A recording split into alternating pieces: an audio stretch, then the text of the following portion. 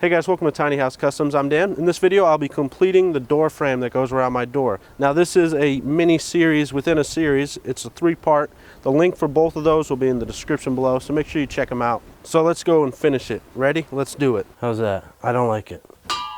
At least we're on the same page, guys. So my threshold's gonna go down here, and it is 1 inch and 7/8 thick. Plus I want about a little less than an 1/8 inch gap on the bottom of the door. So I'm gonna hold this right at 2 inches for now, and this is where that's gonna go.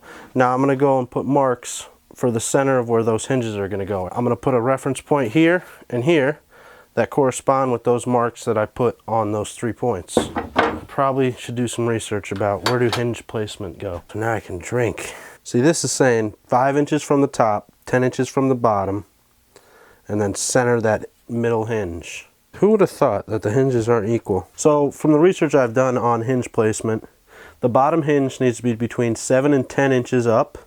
The top is approximately 5 inches down, and the middle one is in the center of those 2 hinges. Does it make sense? I think it does. I'm gonna go with 7, 5, no, yeah.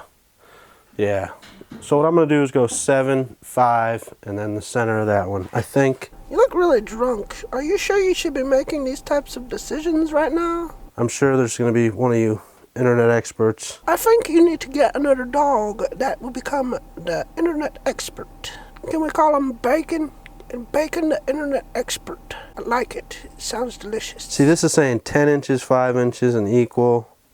10 inches, 9 inches, equal. Why is that in the pictures of hinges? You're probably going to screenshot that one for later to use with your roll of paper towels. That outfit must be a hinge outfit, because there it is again. I always have a rule when I'm drinking, is to not put my drink on my project I'm working on, because I will spill it. How about having a rule not to use power tools while you're drinking? I think that's much smarter. I'll troll the shit out of you on that one. Oh, that just screwed up my damn thing. Good, I'm glad it screwed it up. And we're gonna go 5.5, because I like to be a rebel. I don't like that. I'm going 7 inches. 7 inches on the top, 9 inches on the bottom, and the middle one will go in the center of that, which is 63 is 31.5. Check that by checking it off the other one.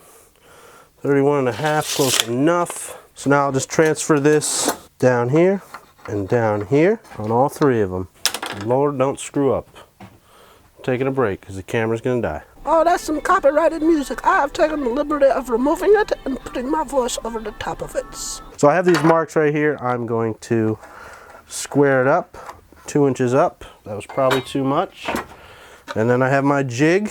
4 1/4 is 2 1/8. So this mark right here lines up with that mark right there.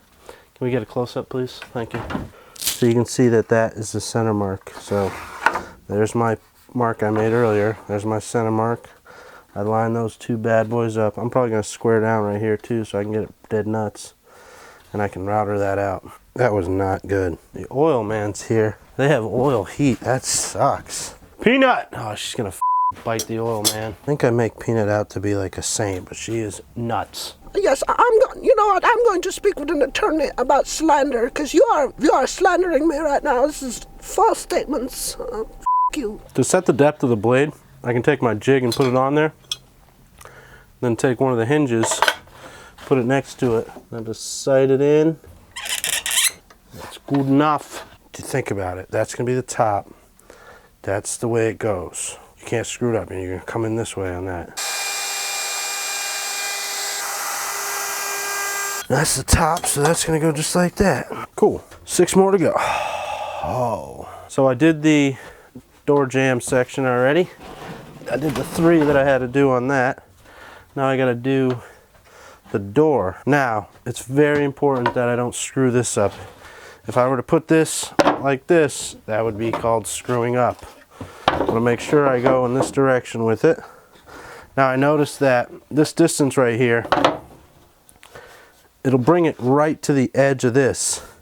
and it'll make a real weak point. So what I'm going to do is put a little shim in behind here, put this on here like this, and that'll give me about an 1/8 inch from the edge, so you won't see the hinge there. And this will also, if my theory is right, push the door in to the frame just this thickness, whatever this is, which will be okay by me. I got my reference points.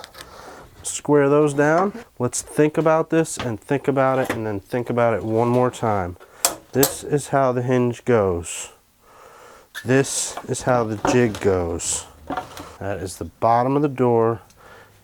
Thing up. This is the inside of the door. Hinge is going on the inside of the door. The door is swinging into the house. Right there. That's tight though. Well, that's the first time you've ever felt something tight there, pencil. That's nice. My theory has been proven correct. So I got a little lip right here, which is perfect.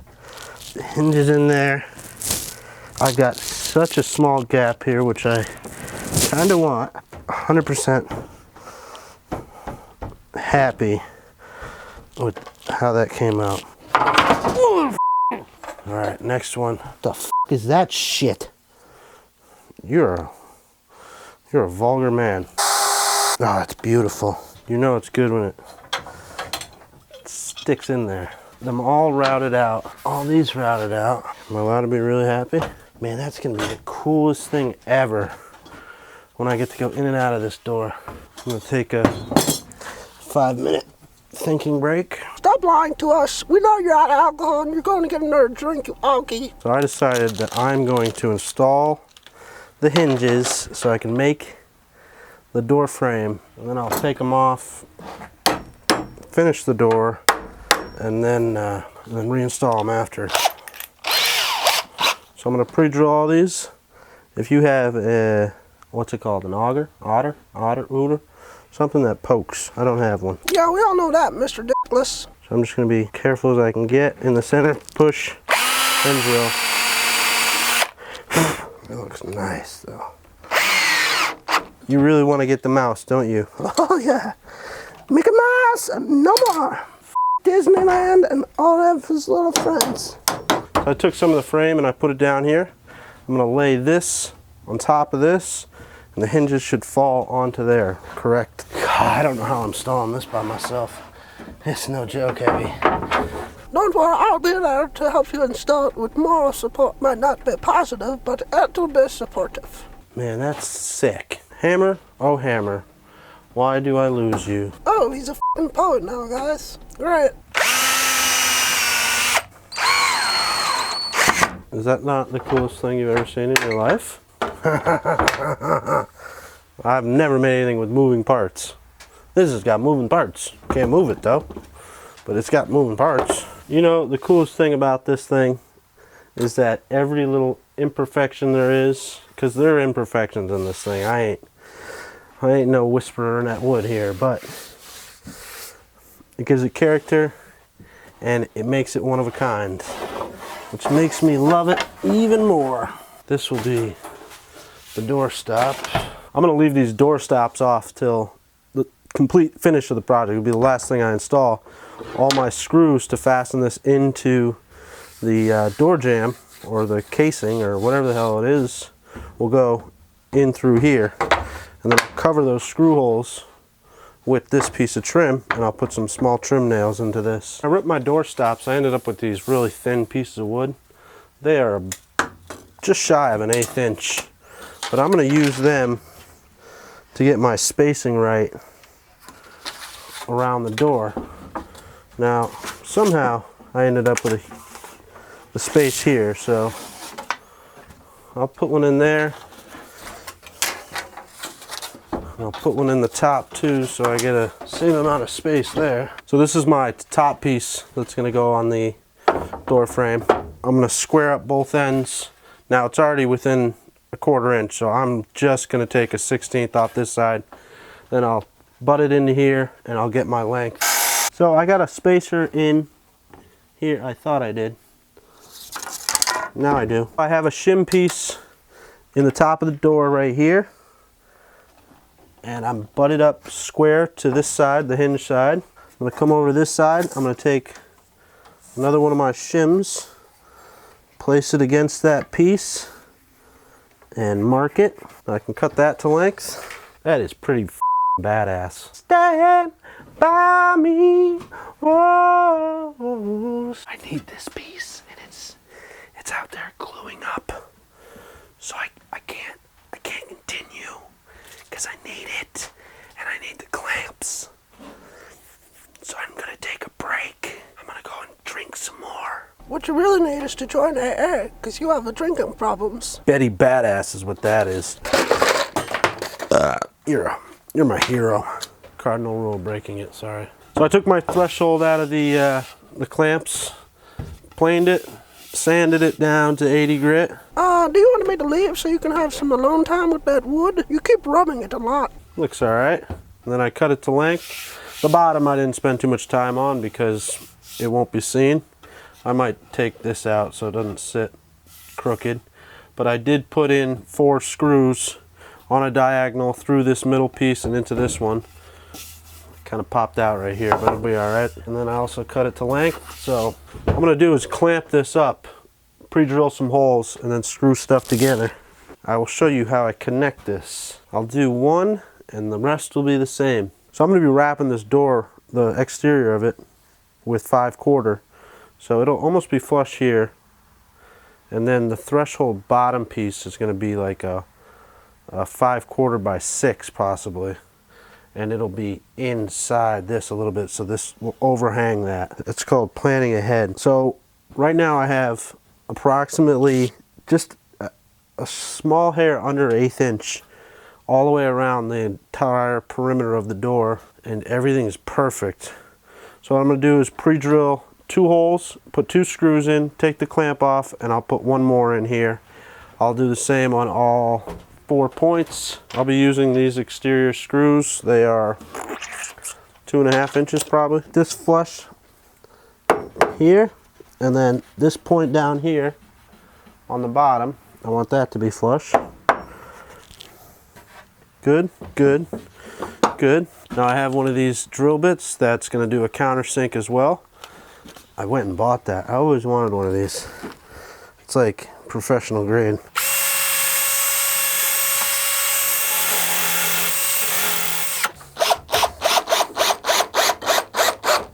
I decided not to use glue on these joints because I don't know why, I just don't want to use glue. That's a good enough reason for me. I'll do the other side, take the clamp off, and I'll put 1 more screw right in the middle there. So I'll have 3 screws on all points. So I got all 4 corners screwed up. I'm going back and putting in the last screw to make it 3 screws in each one. Theoretically, this should work like a door. Now, when a door shuts, this is coming in on an angle. I don't know exactly how to explain it. It's called a radius, you dumbass. You're gonna need a bigger gap here than anywhere else. Now this 1x is crowned in a little bit. When I install the door, it's gonna be pushed out a little bit. So as long as I'm not hitting right here or right down there, it should be good. Right down here, I'm about a 1/16 away from hitting. What I think I'm gonna do is take my power planer and take 1 swipe across there. So what I'm gonna do now is take this hinges off.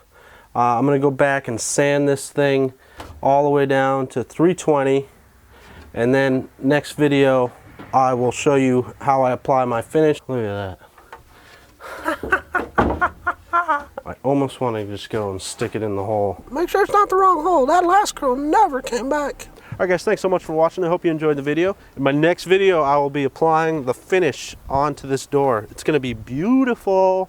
Obviously, you can already see how it turned out, but you get to see what I did for a finish. And I think I teased you in an earlier video what I was going to do. But that's coming up. Next video.